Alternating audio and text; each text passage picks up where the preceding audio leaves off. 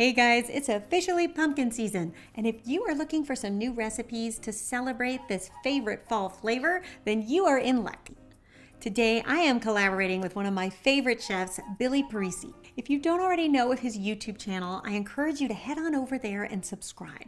I know you are going to love him as much as I do. His food is beautiful, it's inventive, and he's just so much fun to watch. This thing looks insane. Let's go ahead and try a little bite, all right?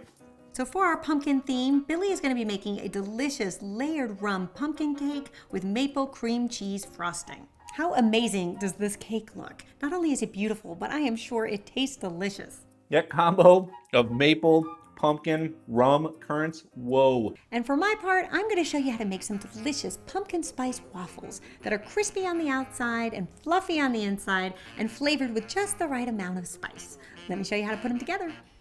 So in a large bowl, you're going to add 1 3/4 cups of all-purpose flour, a tablespoon of baking powder, which sounds like a lot of baking powder, but you do need that in order to really get some nice lift on these waffles. 1/2 teaspoon of baking soda, and a tablespoon of pumpkin pie spice. Now, if you live outside of the States, it might be hard to get pumpkin pie spice, so I'll leave you a recipe in the description for how you can make your own. And then you're also gonna add 3 tablespoons of sugar, and 1/2 teaspoon of salt. So you can whisk that all together just until combined, and then we're also going to add 1 cup of milk, 7 tablespoons of melted butter, 1 egg, a tablespoon of vanilla extract, and 1 cup of pure pumpkin puree. So this is just the pure pumpkin. You don't want to get any pumpkin pie filling or anything that already has sugar and spices because we already put our own sugar and spices. And then you can whisk that all up just until combined, and you'll see you'll have a thick batter on your hand. And then here comes the secret ingredient, thanks to my Aunt Nancy, who taught me this years ago, which is 3/4 cup of club soda. And what the club soda is going to do is it's going to really help the waffles stay nice and crispy, but then nice and fluffy on the inside. It's the best trick, and I use it for all my waffle recipes. And once you do it, you will be using it for all your waffle recipes too. Then I like to lightly grease my waffle iron with a little bit of grapeseed oil, just because it has a high smoke point and it's not going to get all burnt on you like butter might. And then once your waffle iron is preheated, you're going to take a small ladle of batter.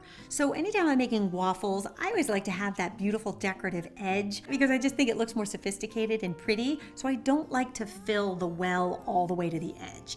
So usually a small ladle with just like 1 to 2 dollops of batter does the trick. Typically your model will probably beep when it's ready.